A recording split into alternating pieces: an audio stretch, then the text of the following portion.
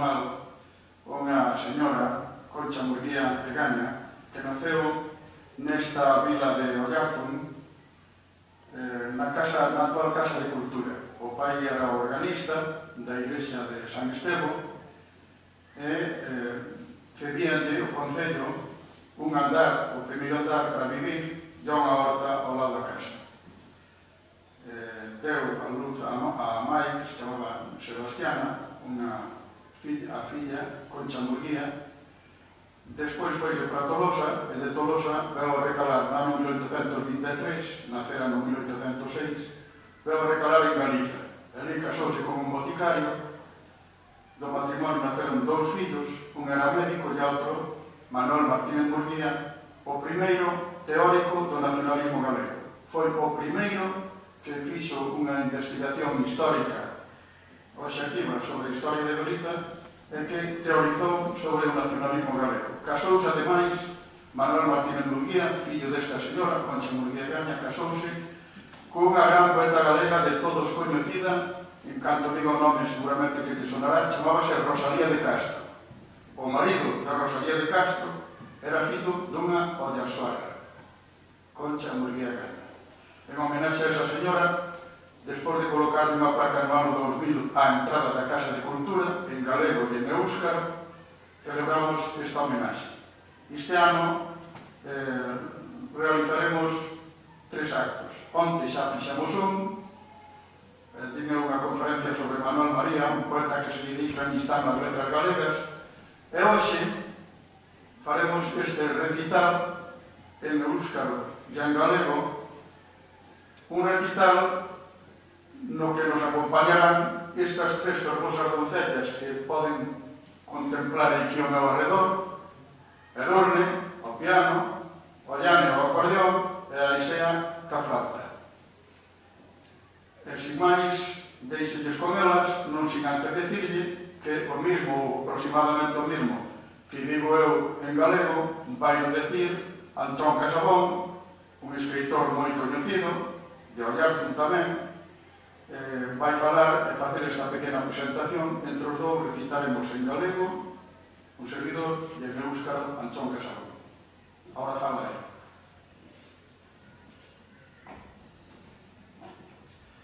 Arratsaldeon eta ongi etorriak. Xosek esan bezala, omenaldia edo, hastia esango genuke, konkordatzen dugula ez, gaur, atzo gaur eta biharko ekitaldiak, eta gaur zentratuko poesia rezitatu eta ez dakite poesiak musikatzen bat edertu bezaken, minon seguru nago musikak poesia alba autorezatziko dola gaur, batez ere musika bertatik bertara eta zuzenean denean, eta Oiartzun horreko bat dira denean, hiru musikariak. Esan bezala, Aizea, Oiane eta Edurnetuko, eta pixkat girontzeko eta beren instrumentuak pixkat autonomoa jartzeko eta beran emango dira, hasiera, zaila.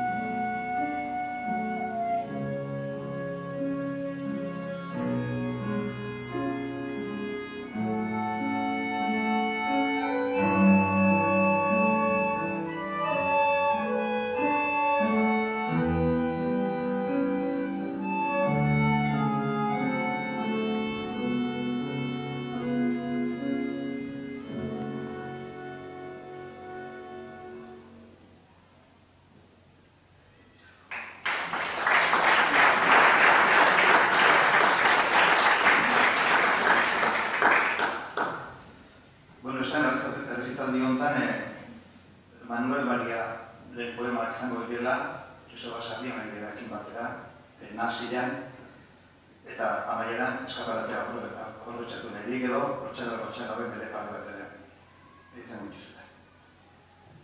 Hasteko beraz, Manuel Mariak Jose Estebezek itxian aldatuta daukan aritz gailegoari poema.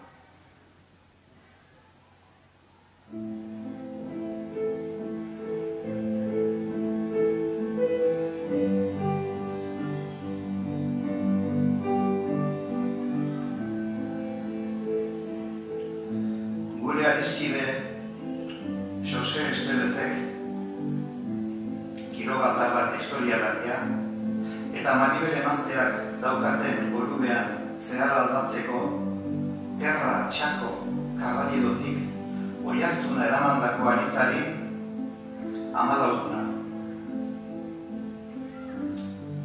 Karballedoko aritza Terra Txan daukazu nazioa eta bilotzean daramazu maitasun garbi aratagoa. Etzazula inoiz anztera utz, mintzoa, aberria eta kantua. Sorlurra gelditzen baita zugabetanik, oinazetan. Onartzazu etorkizun berria osoro eta berandu gabe, egin zaitez argi, simbolo eta ikur. Zuretzara edonor. Esaiozu gallegoz Pepin hori euskaldun zaitzala.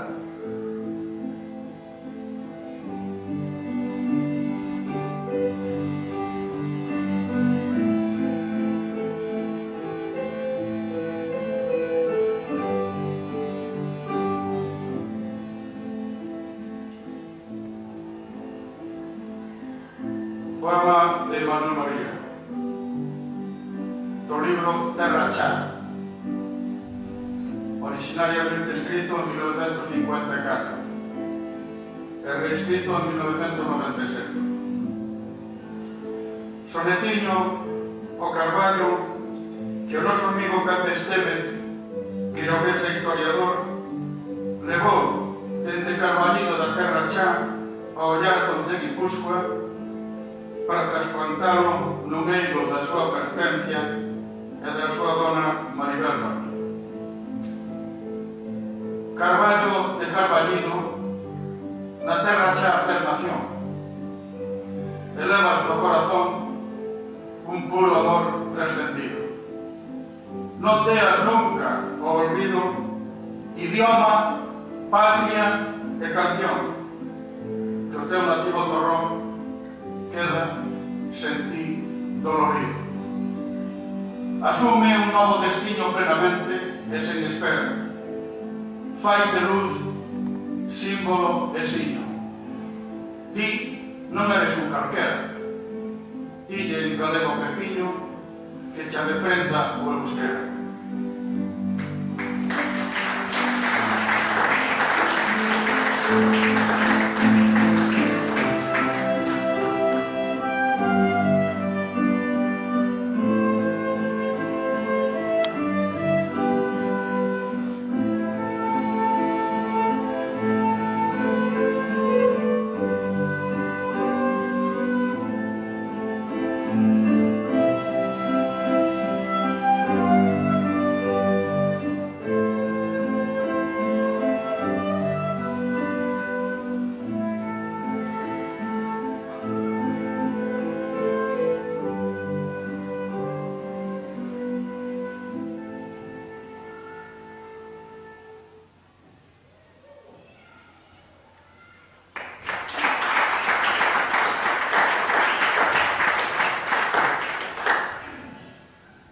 Joseba Sarrien dia.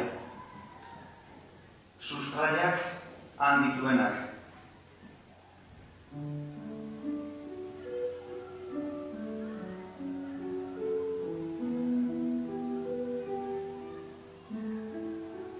Nekez uzten du bere sorterria sustraiak han dituenak. Nekez uzten du bere elurra zuaitzak ezpada abaindu eta oholetan. Ez du niniak begia uzten, ezpada erroi edo arrubioen mokoetan. Nekez uzten du gesalak itxasoa, ez areariak basamortua. Ez du liliak udaberria uzten, ez elurrak zuritasuna. Bere sorterria nekez uzten du, sustraiak handituenak.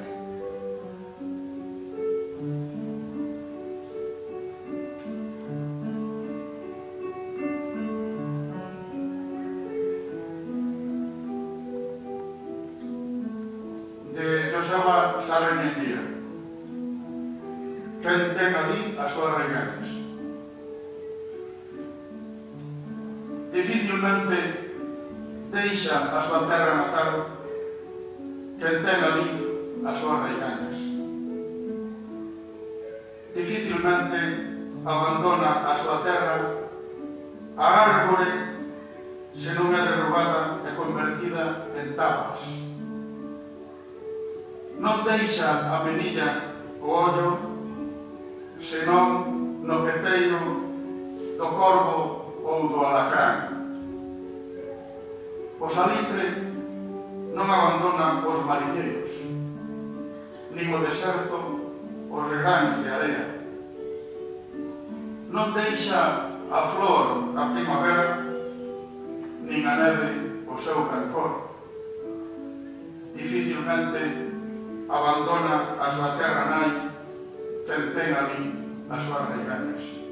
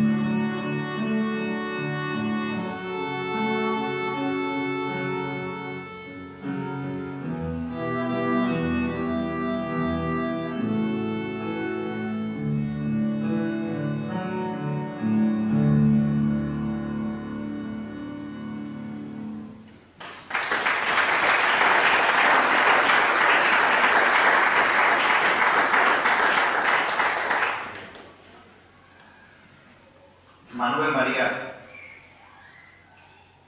Galizia herria da, besteik ez.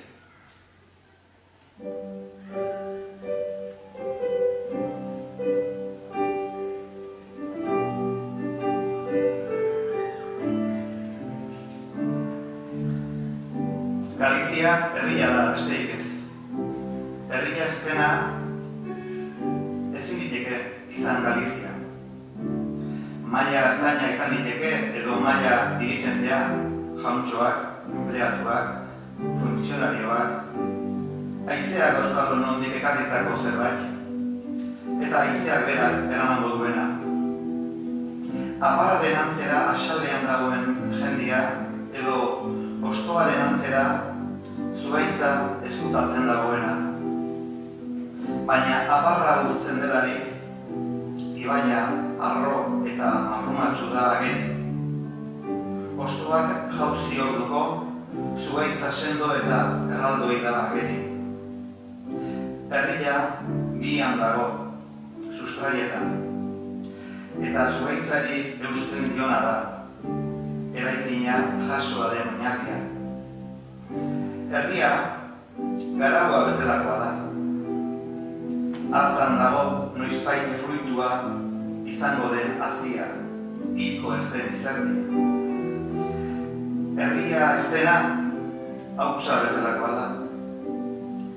Aski da izebolada bat eramateko, garaua garbi uzteko, lotua edo gerina izateko gertu. Gu, herria garenok, sekulatan jarraituko dugu herria izaten. Herrian dago egia. Eta herriak bakarrik dauka, Galiziaren esentzia, ustelezinaren zaingoa.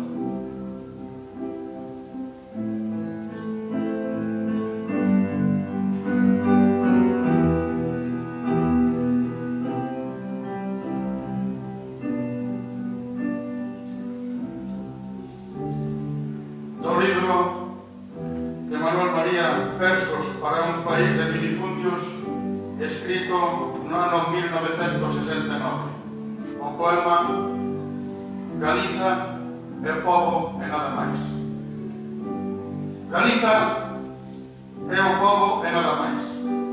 O que non é pobo non pode ser Galiza. Será clase media ou clase dirixente, señoritos, empregados, funcionarios, algo que trae o vento non se sabe de onde e que o vento se encarga de levar. Xentes que, como a escuma, están na tona ou non están, como a folla agachando água. Pero cando a escuma se desfai, queda o río caudal e rumoroso, e así que caen as follas, a árbore móstrase potente e gigantesca. O pobo está abaixo, nas raíces, e é o que sostén a árbore, os cementos sobre os que se ergue o edificio. O pobo é como o grao. Nel está a semente que un día ha de ser froita, a seiva que non morre. O que non é pobo é como o pobo. Abonda unha racha de vento para levarlo, para deixar o grao limpo, útil para ser moído ou sementado. Nós, que somos pobo, seguiremos sendo pobo eternamente. No pobo está a verdade. E só o pobo ten a garda, a esencia indestructível de Galiza.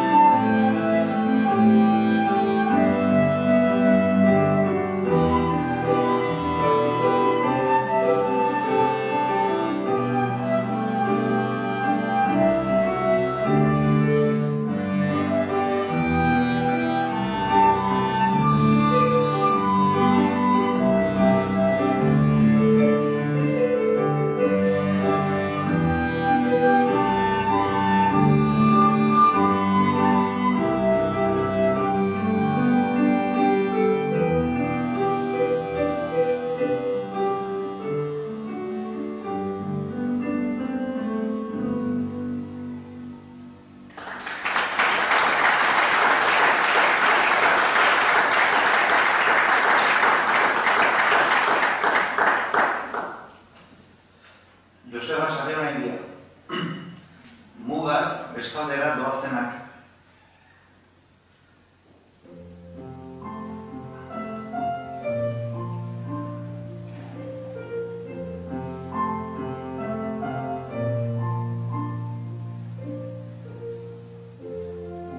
Egoizia, mugaldeko ibarretan, kurrilloak hegoalderantz egatzez.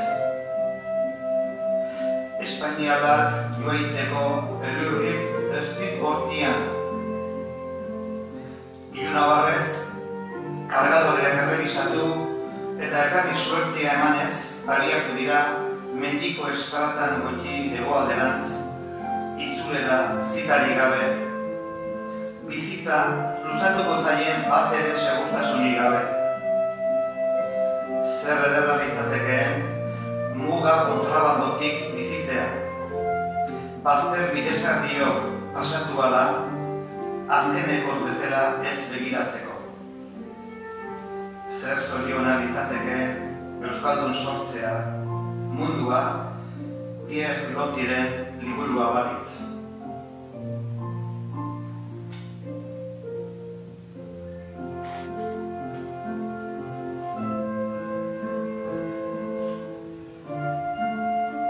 De Joseba Sarmendia, o poema titulado O paso da fronteira. Sopra o vento sur nos vales da fronteira. Os rous voan cara ao sur. Na montaña non hai nada que impida pasar a España. Ao anoitecer revisan os cargadores, desexanse sorte e marchan polos sendeiros monte arriba cara ao sur sin cita de regreso, sin certeza de que a súa vida se vaya a prolongar. Que bo sería vivir no contrabando da fronteira, para non mirar esas paisaxes maravillosas ao pasar como por derradeira vez. Que bo ser vasco se o mundo fose un libro de Pierre Loti.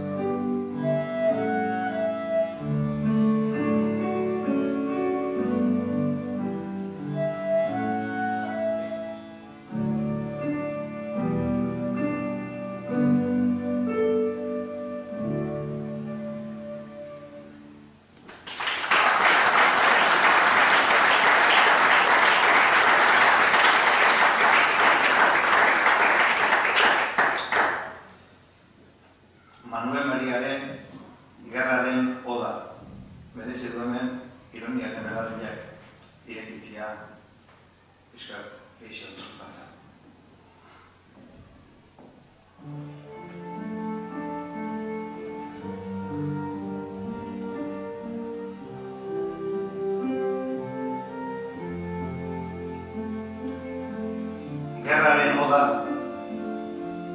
Gerra gizateriaren salbazailua da. Zientzia horrelatzen du. Herria garatzen. Industria garrantzitsu eta indartsuak sortzen ditu. Ekonomia azkartzen du, kasik era miragarria. Bakia bermatzen du. Onuragarria da. Abesti epikoen inspirazio iturria zaigu. Heroi, ilezin eta lehendakoak ditu egiten. Gerra, erakutsi zenezake zure kemena eta zure balioa. Goratzeak irabazi, domina prestiatuak, distiratsuak eta ohoregarriak lortu. Gerraroan, oro da, aitzinamendua, oskarioa eta asetasuna.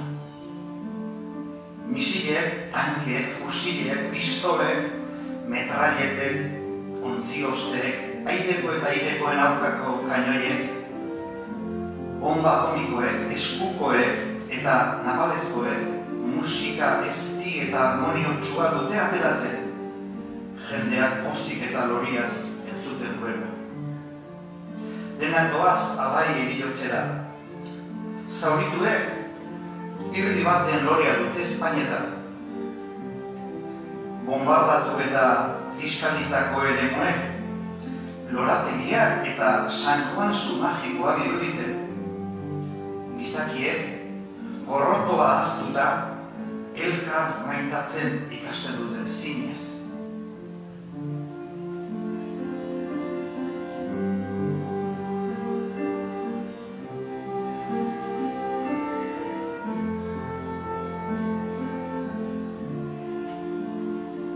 No ano 1972, en plena guerra de Vietnam, dos grandes poetas galegos da mesma xeración, Uxío Loboneira e Manuel María, escribiron sendos poemas contra a guerra. O de Uxío Loboneira titulábase Vietnam Canto, e o poemario de Manuel María, Odas nun tempo de paz e de alegría. Ese libro pertenece esta crítica retranqueira en galego contra a guerra e titúlase Oda á guerra.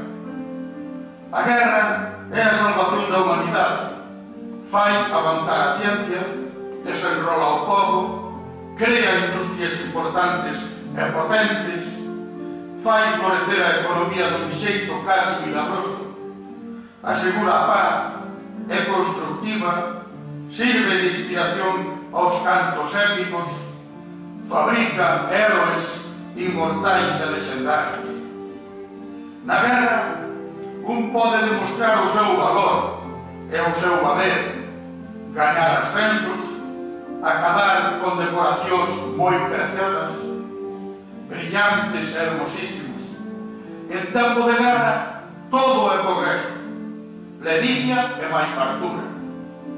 Mísiles, tanques, fusiles, pistolas, metralletas, escuadras, canós aéreos e antiaéreos, bombas atómicas, de Mao e de Napalm, erguen unha música doce e armoniosa que a xente escoita compracida e elevada.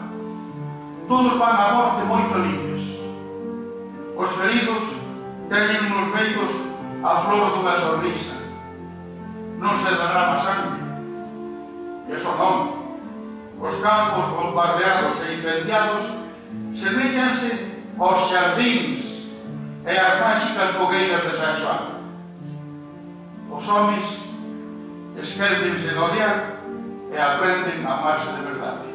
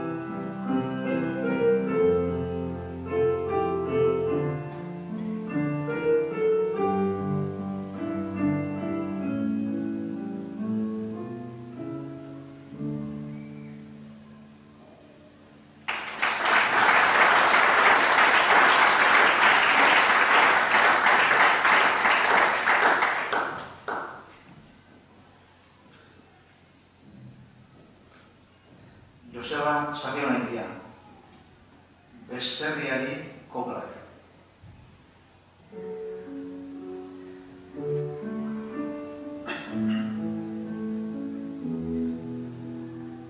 Gure herritik aldegin da, beste herrian gain bizi, ies etorriaren ez gara betirako hemen bizi.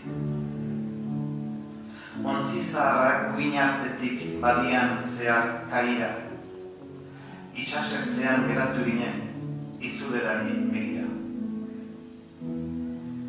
Heldu berriei galdetu eta haiek erantzun zain.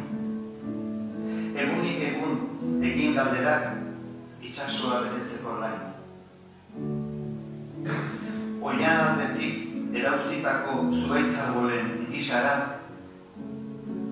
errori gabe sorleku minez, airean gainbizi gara.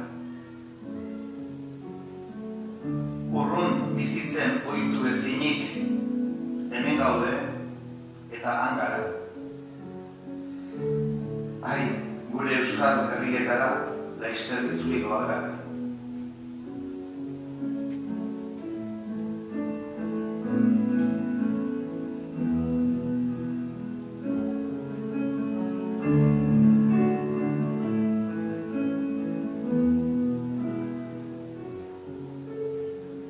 De Joseba Sarri Mendia, Coplas o Desterro.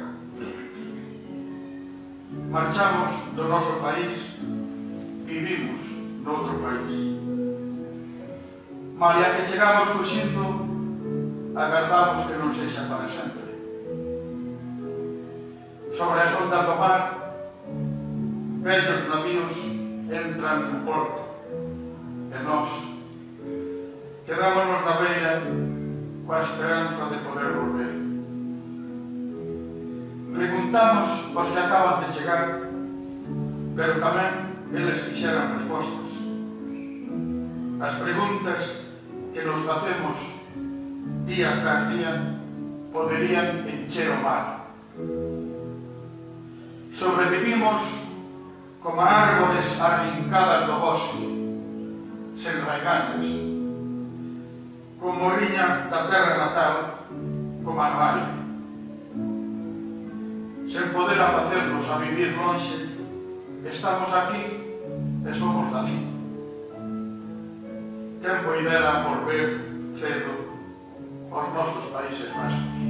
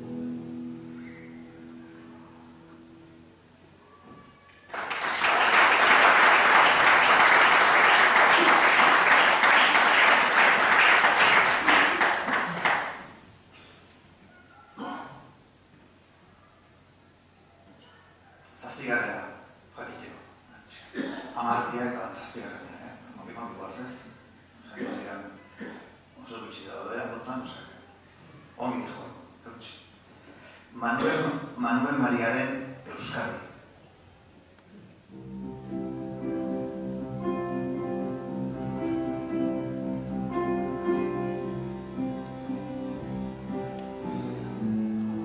Irundik Somorrostraino ibili nintzen eta Uztarroztik Bermundaraino. Gasteiztik eta Donostietik pasa nintzen.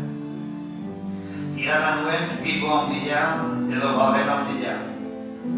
Horrimenean ilintia bezala bizirik eneramala Gabriel Aresti Segurolaren hitz miragarri isilezina.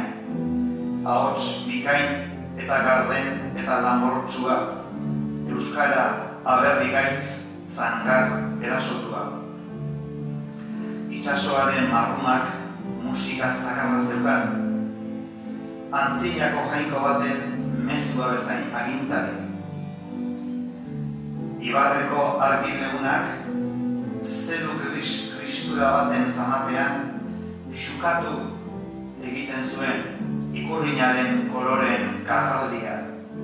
Inoiz suntsituko ez duten herriaren irudi.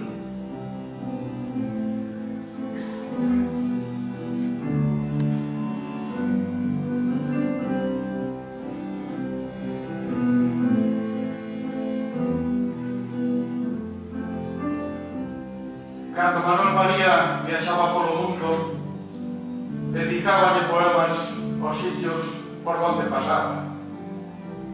Cando visitou Euskal Herria, dedicoulle nun libro titulado O camiño é unha nostalgia, escrito en 1885, digo que lle dedicou a Euskal Herria dous poemas.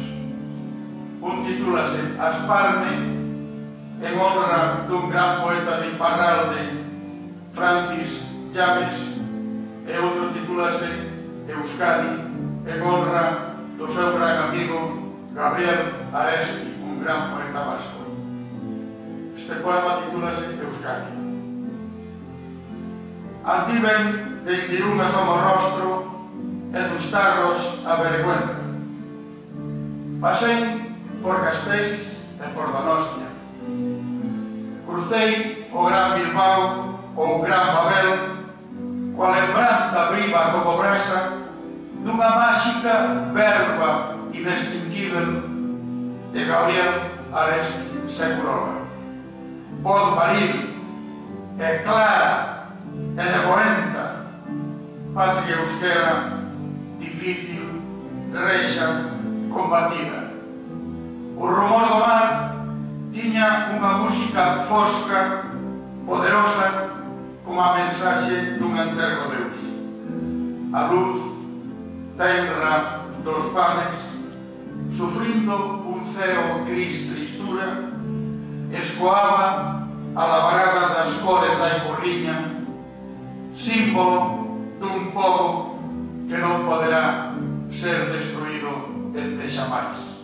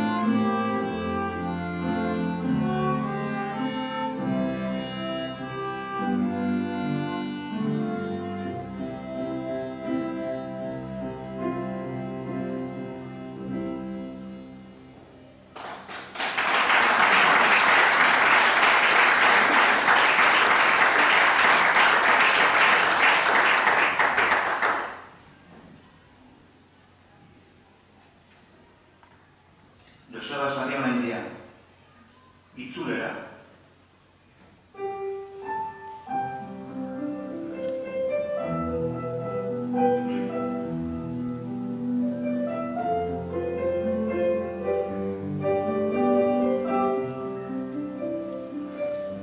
Urteak eta urteak iragan ziren eta azkenean itzuli zen.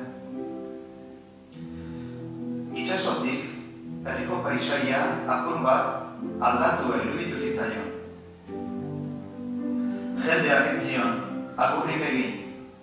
Zakurrak zaunkaka hasi zitzaizkion.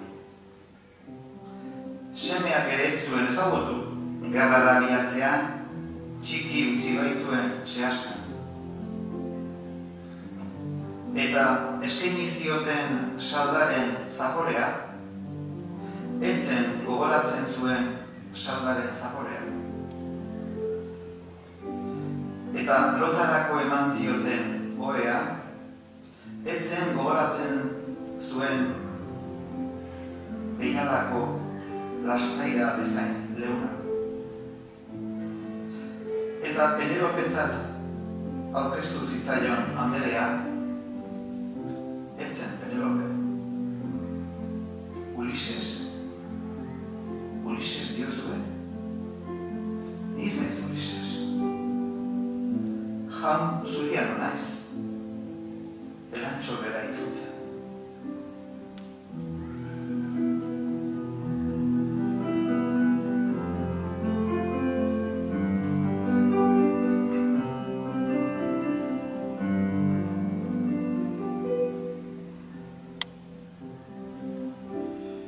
de Joseba Sarra de Indía o regreso. Pasaron os anos, moitos anos, e regresou por fin. Dende o mar, pareceulle que a paisaxe do fogar cambiara pouco, pero a xente non o saudaba, e os cans ladrabanlle con forza.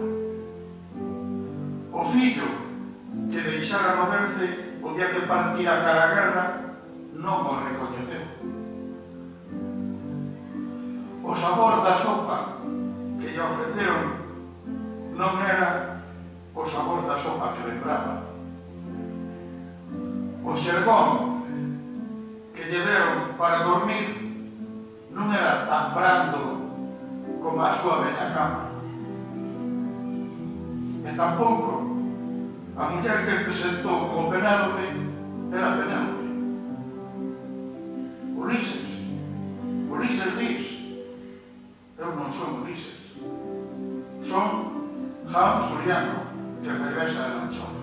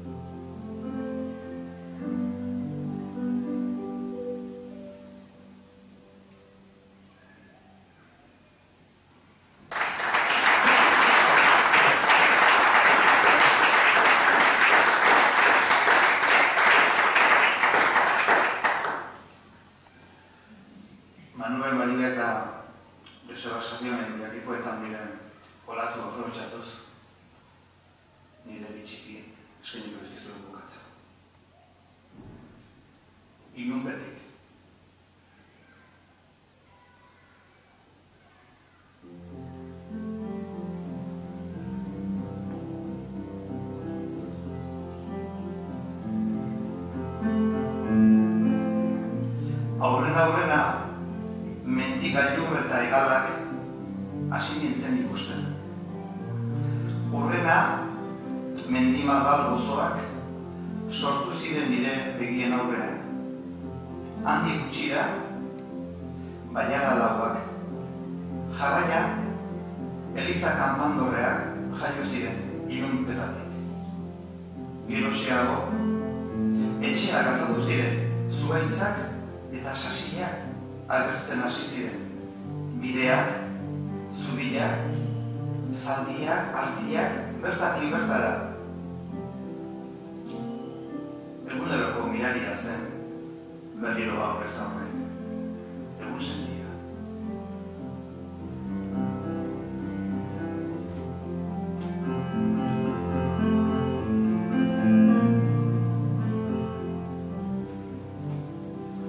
Fai 2 anos, nesta mesma tribuna, no Areto Nagusia, ofrecemos un recital e recitamos tamén algún poema dun poeta de Arsuaga, concretamente de Xavier Bolete, que recitou esplendidamente a súa irmá e que presente Arantxa. Era lógico que neste recital tamén fixáramos o mismo con algún outro poeta deste povo, en concreto Antón Casamón. Os 2 últimos poemas son da súa propiedade intelectual. O primeiro titúlase en éuscaro Illum Petit, en galego Baixo a escuridade. Ao principio empecei a ollar os cumes e as abas das montañas. Logo xurdiron os tépedos regazos dos outeiros diante dos meus ollos. Ao pouco tempo, vales chaios. Mais tarde, agromaron dende as terras os campanarios das igrexas. Despois, compareceron casas, árbores e matogueiras. Comenzaron a aflorar camiños, pontes, cabalos, ovellas preto de mí. de novo, admiraba o gran milagre cotidiano, o amencer.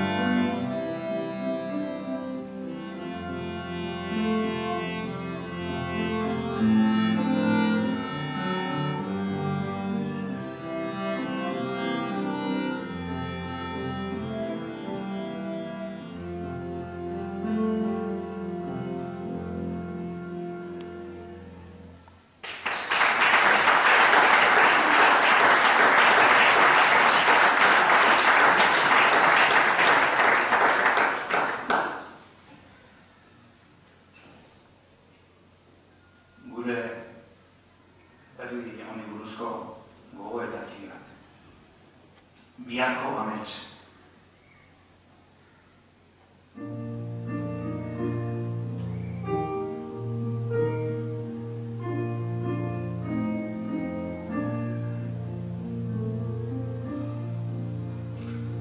Zenbat garen bagenekin, 7, 6, 5. 4, 3, 2, 1. Zalantza hori aspalditik barru-barruan daukat. Zer garen, nongoa garen bagenekin, hemengo, hango, horko. Zalantza hori biharko utzi beharko. Zer izan nahi dugun bagenekin, bertako, arrotz, etxeko. Zalantza hau ere, bihar edo etziko. Lehenago ez ote du etxiko.